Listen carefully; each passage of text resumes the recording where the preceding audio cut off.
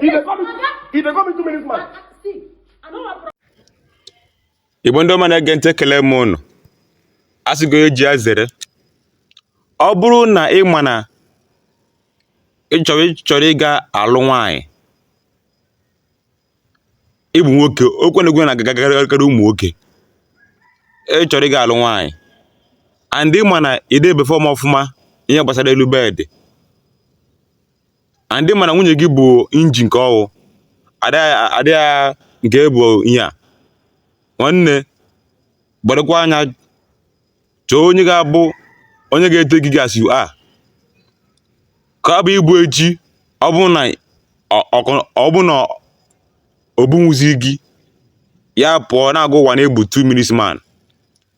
Video anụ anaghị ikiri kịta na if ka this woman na eme ka people man na that man with 2 minutes man na public, ya nwee got iri follow nwa 20 years ọ na-afụrụ ya. So ịbụrụ nwoke chọrọ ịga alụ nwaanyị, ihe a mmadụ kind of person ị na-aga anọ, mmadụ kind of value o nwere n'ebe ị nọ.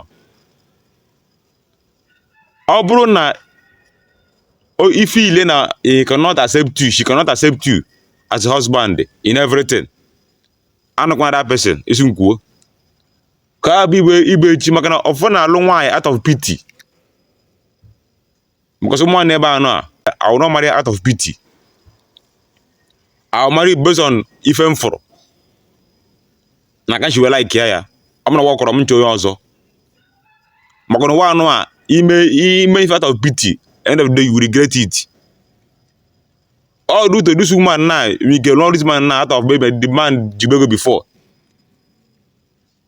or na enwe ka the man shi ma ọ ọrụ ya na enwezi nwoke na abịazirie ya jekwurie anaba anọ dị na nwunye kịta na hapụrụ na na flow young boy na pụta public na akwa ụwa na ọ bụ 2 minutes man. Mana for the stuff na ọ bụ nnọọ ezigbo ife nwute ka ọ bụ. So eche ga-alụ nwaanyị, lee anya lelodu besi n'anya ọfụma, mara ma o nwekwere value ebe ị nọ, both my bed, financial in everything.